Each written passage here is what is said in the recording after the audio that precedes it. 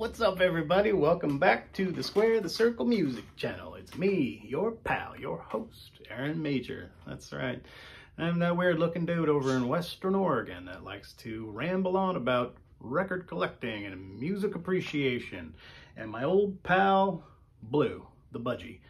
You'll hear him giving his 2 cents about a few things off and on. He might even fly on in here and join us. But yeah, things have been great around here in the greater part of West Central Oregon. Beautiful weather. It's been hot. Whew, you can tell by my wonderful glow, my auburn glow. I've been getting a lot of sun, lots of fun out in the garden, lots of fun in the sun with the kids. Yeah, keeping it real. What's up with you guys? Well, you know, I've just been thinking on this for a little while. I've been thinking about the old vinyl community. That's right, the old VC, we like to call it. Here in the VC, we like to keep things real. We like to share threads and ideas, and I've never really, contributed much in the way of really kind of giving out little bits and pieces of unique quality shit. I'm usually just rambling about my bullshit opinion and showing you guys, just the same 200 or 300 albums over and over again. You really gotta listen to this, guys, But something in the way of pass it along, here, take this and show me what you got. I really want to do that this time, rather than just making it about myself. Well, I'm still going to make it about myself. That's what I'm good at, right? But anyway, I tried to do a contest video. I wanted to try to double my subscribership, a few months back. I was like, I'm going to get 500 subscribers, guys, just watch me. And I fell flat on my face. It was hilarious. But I just passed the 400 subscriber mark. It only, has taken me a year and a half, but that's fine. I don't pander. I don't pander to a lot of this bullshit out there in theve. Just kidding.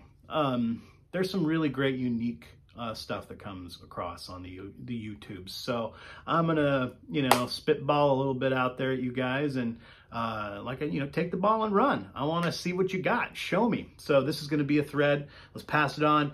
Hashtag whatever. Show me your records. I don't mean show me your records, guys. No, I mean, show me your records. Show me the shit that you're responsible for. I want to see it. I want to see your recordings. Show me your recordings. Show me that, kick-ass metal band you were in 1985 and you guys opened for Slayer or whatever. You know what I mean? Show me if you're hot on the knobs and you own your own studio and you happen to have produced some really fantastic records or tapes or CDs or anything that you're proud of. I want to see it. Let's kind of try to get away from any kind of the weird, I got to hang out with Ozzy one time, man, and it was at this show in Indianapolis, and I watched him. I don't want to hear fucking war stories. You know what I mean? This isn't about war stories. This is about you and your dedication and your offerings to the world as far on a musical scale. So show me your recordings, guys. Pass along. There's no rules. That's the only rule. It's just got to be something that you're responsible for in some way, shape, or form. Maybe you were a player. Maybe you produced it. Maybe you, whatever. So let's see it. That's all there is to it. That's the fun of the game. Now I'm just going to go ahead and go into a couple of recordings that I've made in my little stint on this planet. This little bit of a, my phase here. I've been responsible for, not wholly responsible, but I've been a part of some really fantastic recordings that I want to share with you guys. So I've never been on vinyl, man. I've never, I think I showed a record. I pulled out an LP that was given to me by a man that I played in a band with for a couple years. And then, 3-4 years down the line, he went back to LA or San Francisco, both, I think. Cut a record with guys he had already known and played with before. He has his, Californian faction of this band. I just happened to be the Oregon faction of this band that he did for a while. But I pulled out that LP, he signed it and dedicated a little thing on the inner sleeve to me, and I'm on the liner notes on the back of the album, my name. Special thanks. But that's the closest I've ever gotten to being on vinyl. So I'm just going to show you guys the CD recordings that I did in my youth.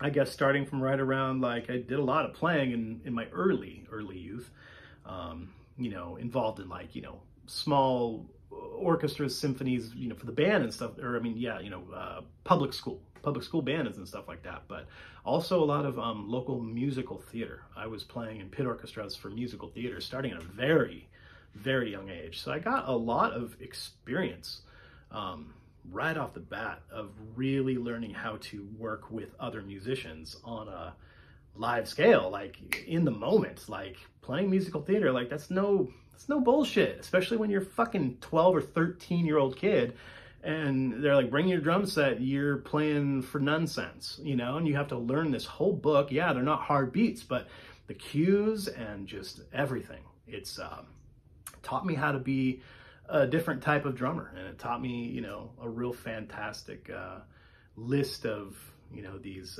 important elements to being a performer. So I got that at an early age, and then, you know, was getting introduced into the world of rock and roll, age, you know, 13, 14. And I knew I just wanted to be in a band. It was, you know, instinctive to me. And so I had lots of friends ask me to be in their band, but we just played like kind of like underage, you know, rock shows at like small halls, you know, here in Springfield and Eugene and Oregon. And it wasn't until I was about 17 years old that I was involving myself in the high school theater groups. And I ended up like auditioning for this thing because my girlfriend at the time wanted me to do it, and I got a great role in it, just kind of like out of the blue. Anyway, met this girl, and she was just a friend of a friend, and we had a fun friendship relationship. She asked me to play in her jazz quartet with her dad. And now she is one of the most sought after famous female jazz vocalists in all of the West Coast. She's made an incredibly awesome career for herself. And so Gina Saputo is her name. She's still performing down in the LA area. And she asked me to be in her band in 1997. So we were, I was a senior in high school. She was a junior in high school. Her dad, Joe Saputo, phenomenal, fabulous jazz guitar player. And they just have this awesome, like Italian-American kind of, you know, super cool thing going on. A lot of jazz, you know, jazz-steeped family. And she ended up going to the Thelonious Monk Jazz Institute, or whatever it's called. Like LA it's one of the most, you know, prestigious jazz colleges on the West Coast. She went there. She's just phenomenal. And I got to cut this demo with her in 1998. And so we just played a bunch of standards, nothing special, recorded at this really fantastic studio in Upper Fall Creek here in Willamette Valley, Oregon. Yeah, Frim Fram Sauce, Garden in the Rain, just one of those things. Yeah, a lot of really great songs. That was some fun times. I did that 97, 98. I think we stopped playing shows together in 99. I'm sure, you know, Gina went off to college. I tried college, and, you know, we had our own things going on. It was pretty fun. Bass by a man named Todd Barnes, upright bass player, local Eugene legend, Todd Barnes. Pretty cool. And then I got to be, you know, I was out of high school and I really just wanted to be in a killer rock band. And these guys, known these guys my whole life, you know, grew up with them, known them since I was, you know, 8, 9 years old. We all had a mutual love for hard rock, heavy metal. You know, this was 97, 98, big, like we were really into kind of the newer kind of alt sound that was starting to permeate the radio waves and, you know, college town radio. And everyone was really starting to pay attention to this kind of like oddball lo-fi sound. We were really enjoying Modest Mouse a lot, stuff like that. Yeah, I said it's like 97, 98. Me and a couple dudes wanted to start playing some music, and so we started this band called Manly. we had another local artist, musician and artist. He's still playing in the Eugene rock band circuit. His name's Travers. Travers Lang did this artwork for us and got it all printed out on this 3-song demo that we did in 1998. Band called Manly. Self-recorded and released. This was getting us gigs. Sorry, I didn't mention band was me on drums, bass guitar and vocals by a really great friend of mine. His name's Kyle Moninger. Daniel Durant on lead guitar and vocals, and Kevin Warren played some bass and guitar and vocals. Live, it would just be kind of like, you know, Kevin on bass, Dan and Kyle on guitar. And yeah, we couldn't get a ton of gigs because we were still underage, you know, 18, 19. We did this up until like 99, I think. And I'm not sure really what happened, but we could have kept playing. I'm not sure. I think Dan probably had some bigger aspirations. I know that he wanted to get married to his still loving wife. I'm sure they've been married for over 20 years now. And yeah, I'm sure they wanted to start a family. He probably had, you know, college in mind, something like that. I don't know, moved along. I believe that Kyle and Kevin had another band years later as well. But me and Kyle kind of stuck together for a lot of years. Kyle was still very good to me. William Kyle Moninger, WKM. Check him out. Go to his website, Facebook, Instagram, whatever the fuck. He is now a, what do you call it? Just a guitar engineer, builder. He's a luthier. I don't know what the technical term of what you do, Kyle, but it's magnificent. He is wildly successful. Everybody go give him all your money, have him build you a guitar. He's fantastic, and he was an incredible player, still is an incredible player. We were really, like I said, worshiping that kind of like alt rock sound, metal sound. We were big into the band Tool. So yeah, that's what this album did for us. The Manly Demo. And so moved along, me and Kyle stuck together, and we wanted to continue our, you know, stylistically, we had a lot in common to give each other, and we played off each other really, really well. We always did. We've been playing music together for 20 plus years. Really like the first like basement band I ever had, you know, was that one. Well, a band we had just prior to Manly, but I don't need to go off about that. We didn't make any recordings. So eventually in about 99, we got together with another great longtime friend of ours, multi-instrumentalist, singer extraordinaire, screamer, fucking overwhelmingly cool guy, Job. Job Ploutz came in and wanted to play some bass guitar with us and sing. And also our longtime great friend, multi-instrumentalist, overwhelmingly super cool guy, Nick Phillips came in and played guitar for us in this band that we had called Enjoy the Silence. That's right, named after the Depeche Mode song. Music sounds nothing like Depeche Mode, but we were all very, you know, hugely inspired by that band and amongst many other bands in that same ilk. This has that kind of flavor to it. It has a little bit more of kind of like a feminine energy to it, I guess you could say. We were like all really big on like, you know, industrial metal of like the late 90s, and we had just listened to A Perfect Circle had just come out, and so this is like really representative of that period in time in rock history, and we were just we wanted to be part of it. So this is another demo that we put out, I think a self-recorded demo. We called ourselves Enjoy the Silence, and yeah, we got some great gigs. This is when we really started touring, and not touring, I'm sorry, but playing the bar scene and small hall circuit in Eugene, Oregon. You know, we played the Wow Hall, we played every rock and roll bar in Eugene by this time. We were still barely kind of underage, but this was at a period in time in Eugene, Springfield, Oregon, like they didn't give a shit if you were underage, as long as you weren't being an asshole and trying to like order shots. You know, these were rock and roll bars. There's like fucking loggers and metalheads. Like nobody gives a shit. So it was a really great band. Enjoy the Silence.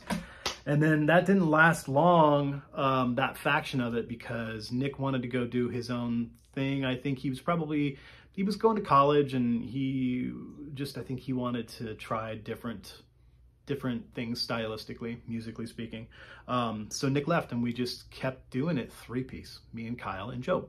And Job killed it on vocals, the bass guitar. This is one of I'm most proud of this project. One of my very, very, badges on my sleeve. We worked really hard on this, and we managed to gain some pretty good serious popularity in the Eugene rock and roll scene. This band called Ailment, which was basically just like what we were doing with Enjoy the Silence, and we kept the songs and really fine-tuned them, made them much more kind of complex. And this is where we really just kind of we were practicing a lot, and our skills really took off. Both Kyle and Job, getting really good at their instruments. I had spent some time doing some other things musically speaking, but also I involved myself with drum corps. I went, and the year we had this band, it was the year I went and did drum corps. So I came back, and then we jumped in the studio. We recorded this did we record this at Gung Ho? Honestly, I don't remember. It was one of the bigger, oh no, it was Dogwood. We went up to Dogwood. Kyle sprung for the whole thing. Kyle fucking paid for this whole thing. Dogwood is one of the bigger recording studios in Eugene. Pardon me, I have a notification I have to close. Boop, on the nose. Dogwood being one of the bigger recording studios here in Eugene, Oregon. And yeah, Kyle just really wanted to do this for us, and he had the capability and decided to foot the bill. And also did the entire layout, the artwork, everything about it. Yeah. We called this album They Came on Waves. The band Ailment. And we did this for years. We did this for about 4 or 5 years. All throughout, let's see, from 2000, the year 2000 all the way up through 2004. Roughly 2005, almost. Yeah. Pressed probably 1,000 copies of this. And just sold a bunch, gave a bunch away. Yeah, this was some of the funnest times of my life. And you can find this. It's on SoundCloud, and it's on Spotify. And, we never really went anywhere huge, but we played some pretty big hall shows again, here in Eugene. I think we did some Portland stuff. We played probably, the White Horse Tavern, one of those McMinimans joints, Paris Theater, stuff like that. Where else did we play? Did we play the Doug Fir? No. We didn't play the Doug Fir. We opened up for some pretty cool fucking bands. A couple cool Portland shows that I recall. So, whatever, man. Really, really proud. Really proud of this recording. So yeah, probably some of my better drumming that I ever did on this recording. So you can find it online if you really want to. Last little bit of stuff I want to talk about. After that band, I went kind of to the dark side, you could say. I had some pretty difficult relationships, and started dabbling in a lot of kind of, serious situations and things. And yeah, but at the same time, I joined up with another, band of brothers, bunch of fuckers, a bunch of fuck faces. And we were up to no good, but we were also up to making some really fucking great rock and roll. This was a lot different than anything I had really done. I don't really know why I moved along like I did. Maybe the boys can refresh my memory for me, because I was fucking out of my mind for well over a decade.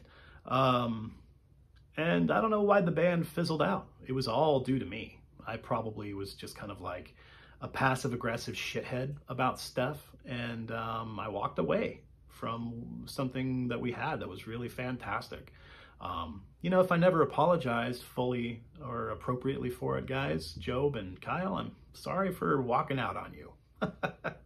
But I don't know really what I had going on for me besides the you know, desire to just really just kind of change my reality in my head, you know, just that constant desire to have a different headspace. So I was looking for any avenue that I could, may it be women or drugs or alcohol. Not really sure what I was doing, but I jumped in a boat with about 5 other individuals that were on the same page as me, pretty much. We were all just a bunch of fuck-faced shitheads, big fat messes is what we were. And we never managed to, oh, believe you me, we have tons of studio recording, like on the fucking mix, on the board, in the computer files, thousands of hours of recording. And none of us will ever hear it or get a chance to see it or have anything to do with it anymore because of internal struggles with this group that I was in called Right Left Grand. We were a kick-ass kind of like roots rock Americana, yeah, just a rock band, American rock band. Along the lines of what you could say, like, you know, kind of a harder rock version of like Tom Petty, kind of like, you know, Black Crowes, huge Black Crowes inspirations. Just, yeah, we were fantastic. A lot of blues-based rock and roll. Incredible frontman, songwriter, singer-songwriter, guitar player extraordinaire, Joe Mitchell. All around just, you know, born to be a frontman. And another guy, conflicting personalities and egos on lead guitar, Trevor Emmons. Man, that guy, just, you know, he could really shred. He was a real, you know, he worshiped Jimmy Page, and you can tell by his guitar sound and everything he was doing. But yeah, for a while we had homeboy Ian Matheson on keys. He was like accentuating some beautiful, you know, some things. We had a deeper, richer sound than most stuff you were hearing in the rock and roll scene in Eugene. This would be like 2005 to 2008, 9, that we were mostly all together. Tim Platt on the bass guitar, insanely cool fucking bass player. Tim, if I'd never said it then, I'm saying it now, man, because I just recently was listening to an old recording that I haven't really ever heard of us when you were playing bass, man. First faction. Well, I guess it wasn't the first faction of the band, but the first faction that I was involved with. And man, your bass fingers, and I can't believe I never, you know, tickled your dick a little more than I should have, man, because I should have really been doting on you and telling you how fantastic of a bass player you were and are. Sorry. I still talk to you all the time, so I love you, buddy. But yeah, what a great fucking band. We did 2 live recordings that I'm really proud of. Like I said, we had a falling out with Trevor, and he was the maestro with the money and the kind of know-how. He bought a fuck ton of recording engineering gear with Ian. Then they ended up jumping ship and said they didn't want to play in the band anymore. And we got a new bass player named TJ Burrell. Cool fucking guy, cool bass player. But the band just wasn't the same. We were a 3-piece, and we didn't have a lead guitar player anymore. No keys, and Trevor kept all of the recording gear and all of the hours spent putting all that shit on tape, and it was amazing. It was really fantastic music, and he's holding it hostage. So I wouldn't know what's going on with that or where it is or what's happening. I haven't seen the guy in over a decade, so I don't know. But whatever, we got some really fantastic live recordings. We did 2 of them. One of them we intended to make into a live album, and that was actually what you heard me playing at the beginning of the video. And it really never got mixed down anything beyond what the straight up live source was. Recorded by Simon Ratty in the crowd on, I believe, just kind of like, it wasn't a DAT, it was something similar to a DAT recorder that he just like held up his mic front and center, and it sounds amazing. And so we got that recording. Let's see, that must have been 2007, 2008. That was my first show with that band. We did great for ourselves all throughout those years, you know, about 5 years here in Eugene. gained a pretty good following. Nothing really serious, but it was a fun following.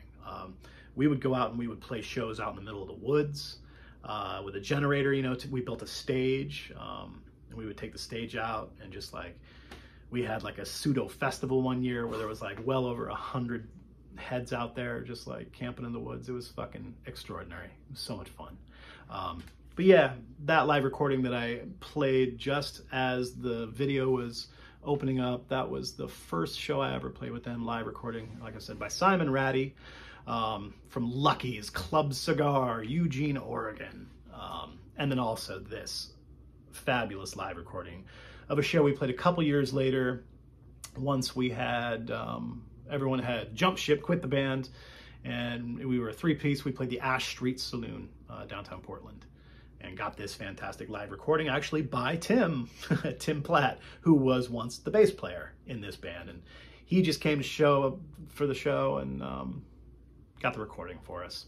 And it sounds fantastic. So some really fantastic live recordings from that band. I don't know if there's anything on the internet beyond stuff you can find on SoundCloud if you type in the name, whatever.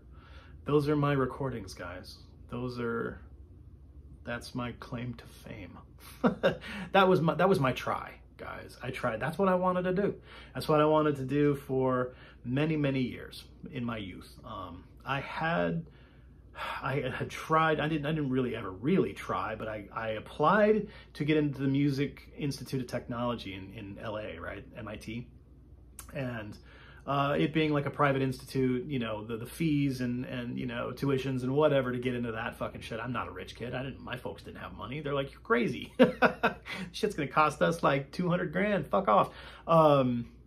And so I knew that wasn't an avenue I could take, but I still wanted to be a working musician. I wanted to be like a studio musician and stuff. I did drum corps. That kind of set me up for success. But then, you know, the university, you know, it wasn't looking good for me. I was a terrible student. I didn't want to, you know, sign myself away to a lifetime of student loan debt. And so I just figured, hey, I'll just try to be a deadbeat rock star, and I'll just, you know, ingest as much as I can. I'll just start doing drugs, and I'll just like, you know, I'll just live just like Charles Bukowski, and everything will be great, and it'll just come to me. Fame and notoriety will just come to me because I'm a pretty all right drummer. It was fun. And those are the recordings that I involved myself on, and I'm very, very proud of them. So anyone, you could probably seek some of those out, are on the internet, and you can point fingers and laugh and throw rotten fruit at me. It's fine. But there's my thing, guys. So do the thing. Hashtag vinyl community, hashtag show me your recordings, whatever. Visit me on Instagram, Square of the Circle Records on Instagram. And yeah, like I said, pass it along. There it goes in the wind. Goodbye. Love you guys. See you next time.